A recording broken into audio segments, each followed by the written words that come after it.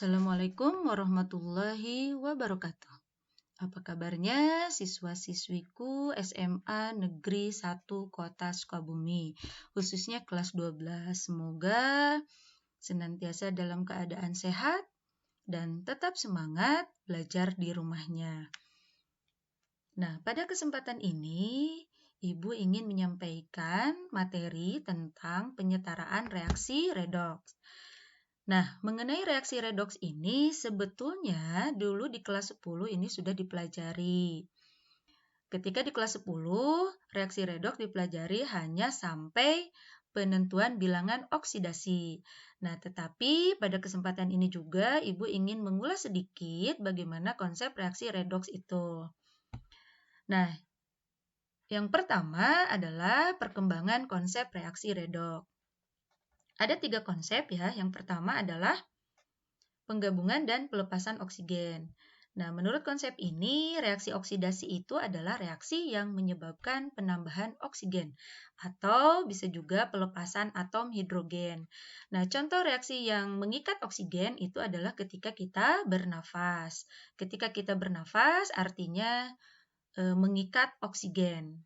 Ya, contoh lainnya adalah proses korosi atau perkaratan besi. Itu juga sama reaksi besi dengan oksigen. Nah, kebalikan dari reaksi oksidasi ini adalah reaksi reduksi. Reaksi yang melepas oksigen. Berarti contohnya adalah kebalikan dari respirasi, yaitu reaksi fotosintesis. Ketika proses fotosintesis berarti ada pelepasan oksigen. Nah, selanjutnya konsep yang kedua adalah pengikatan dan pelepasan elektron.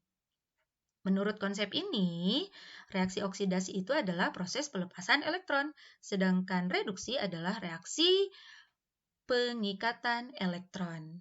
Dan konsep yang ketiga itu berdasarkan konsep perubahan bilangan oksidasi. Nah, reaksi oksidasi itu merupakan proses peningkatan bilangan oksidasi dan reaksi reduksi adalah proses penurunan bilangan oksidasi. Nah, bilangan oksidasi itu ada aturannya. Ibu ingatkan kembali bagaimana aturan penentuan bilangan oksidasi. Yang pertama adalah dalam unsur, baik monoatomik, diatomik, ataupun poliatomik, maka atomnya akan memiliki bilog sama dengan 0. Contohnya ini ya, ada H2, O2, N2, nah dan seterusnya. Kemudian kalau unsur poliatomiknya itu S8 dan P4.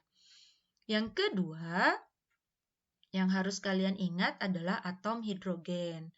Dalam senyawa umumnya akan memiliki bilog sama dengan +1. Dan atom oksigen dalam senyawa umumnya akan memiliki bilog sama dengan -2. Selanjutnya, logam. Nah, dalam senyawa itu akan memiliki bilognya sama dengan positif. Nah, untuk logam golongan 1A, misalnya kalium, Na, itu bilognya dalam senyawa adalah +1. Sedangkan golongan 2A, contohnya magnesium, barium, atau kalsium, maka dalam senyawa bilognya akan +2. Berikutnya, atom F dalam senyawa itu akan memiliki bilog sama dengan -1. Nah, yang satu golongan dengan F itu Cl, Br, dan I akan memiliki bilog -1 jika dalam senyawa ion halidanya. Nah, yang keenam, jumlah bilog seluruh atom dalam senyawa adalah sama dengan 0. Dan yang ketujuh, jumlah bilog seluruh atom dalam ion itu akan sama dengan muatan ion. Untuk pengecualiannya, ini dalam F2O, bilog atom O-nya sama dengan +2. Kalau tadi kan umumnya -2. Dalam peroksida, nah atom O ini bilognya -1. Kemudian dalam hidrida logam, untuk atom hidrogen bilognya menjadi -1.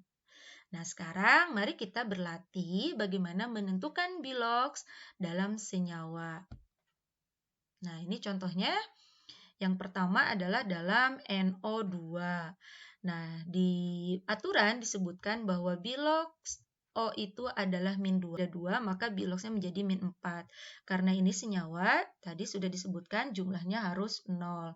Sehingga diketahui bahwa bilox N itu adalah plus 4. Ya. Jadi, perlu diingatkan kembali bahwa atom-atom atau unsur selain yang ada di aturan tadi, maka biloxnya kita tentukan gitu ya. Seperti N itu tidak ada di dalam aturan, maka kita cari berdasarkan atom yang sudah diketahui biloxnya. Nah, lanjut sekarang untuk H2SO4.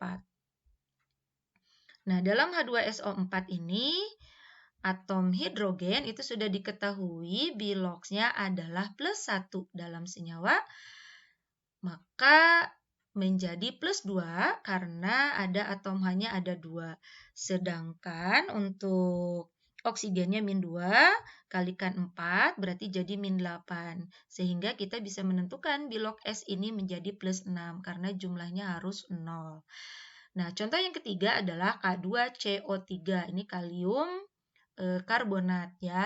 Nah, dari senyawa ini yang belum diketahui biloxnya adalah C yang tidak ada di dalam aturan ya. Nah, untuk K itu karena dia golongan 1A, maka dalam senyawa biloxnya plus 1. Karena K-nya ada 2, menjadi plus 2. Oksigen min 2, karena ada 3, maka menjadi min 6. Sehingga bilox C-nya adalah plus 4. Karena jumlahnya harus 0. Nah, contoh yang keempat ini, Ibu berikan yang senyawa ion ya. Ini untuk ion ya, ini ion. Ion ini, C2O4 itu ion oksalat, muatannya adalah min 2. Maka jumlahnya tidak lagi 0, tapi harus sama dengan min 2. Nah, bilox O yang sudah diketahui itu adalah min 2 kali 4 berarti min 8. Nah, maka bilox C-nya berarti plus 6. Karena di sini tertulis C-nya 2, berarti bilox 1 atom C itu adalah plus 3. Ya, karena jumlahnya harus sama dengan min 2.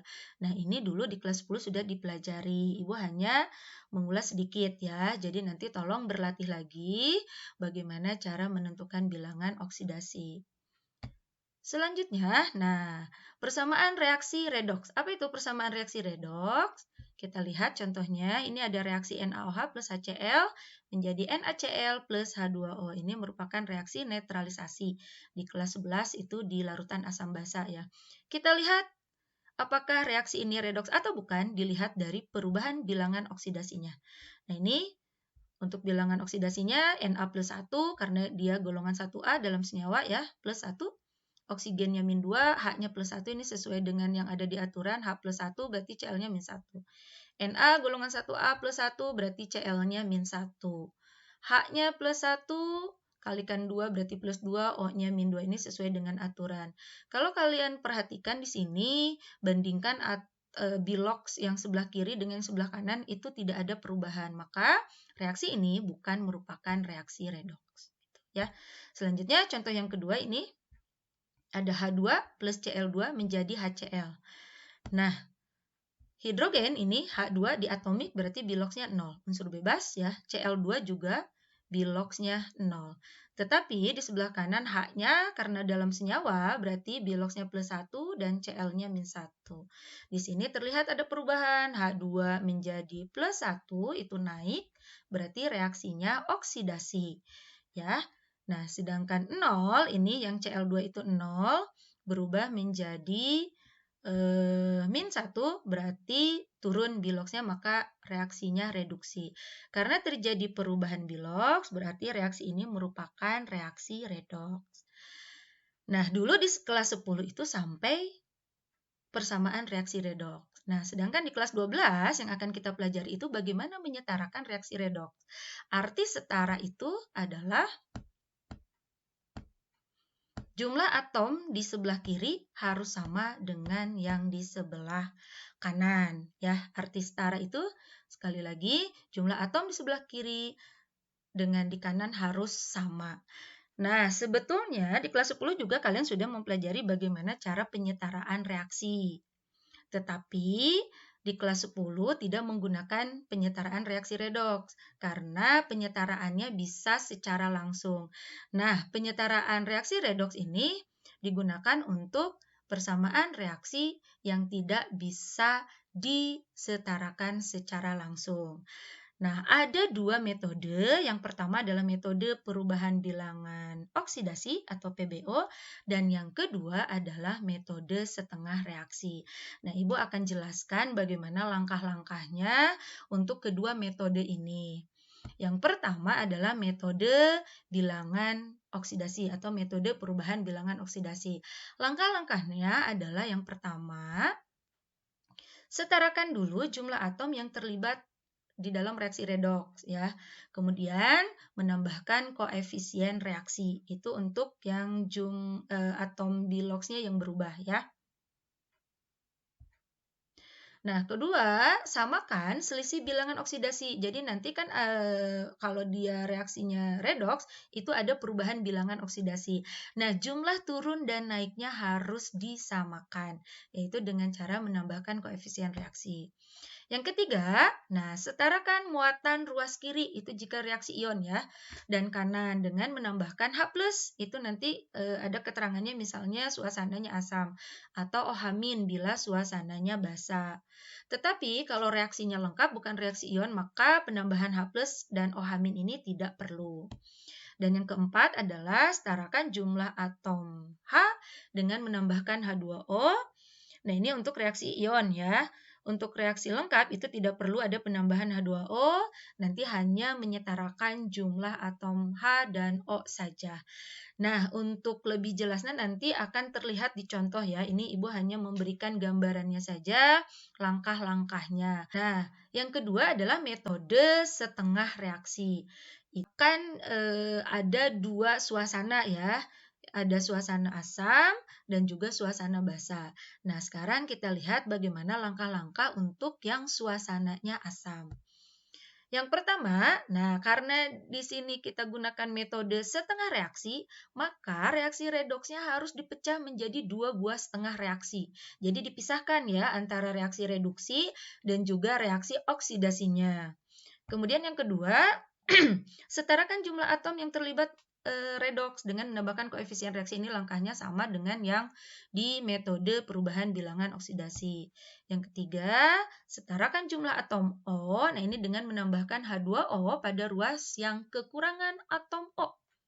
Dan setarakan jumlah atom H dengan menambahkan H+ pada ruas yang kekurangan atom H.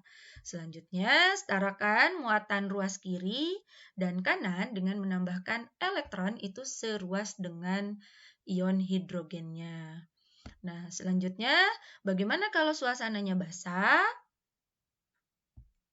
Nah, kalau suasananya basah, langkahnya sama seperti dalam suasana asam. Tetapi nanti setelah dikerjakan dengan suasana asam, ion H+-nya itu diubah menjadi H2O dengan menambahkan ion OH- di kedua ruas sebanyak jumlah ion H+. Nah, itulah langkah-langkah dalam penyetaraan reaksi redoks. Nah, semoga ada gambarannya ya. Nah, akan lebih jelas lagi bagaimana penerapan langkah-langkah itu di dalam contoh ya. Nanti video selanjutnya Ibu akan menjelaskan bagaimana contoh penyetaraan reaksi redoks. Nah, untuk pertemuan yang ini Ibu cukupkan sampai di sini, sampai langkah-langkah. Semoga apa yang kita pelajari ini bisa bermanfaat bagi kita dan juga orang lain. Terima kasih. Wassalamualaikum warahmatullahi wabarakatuh.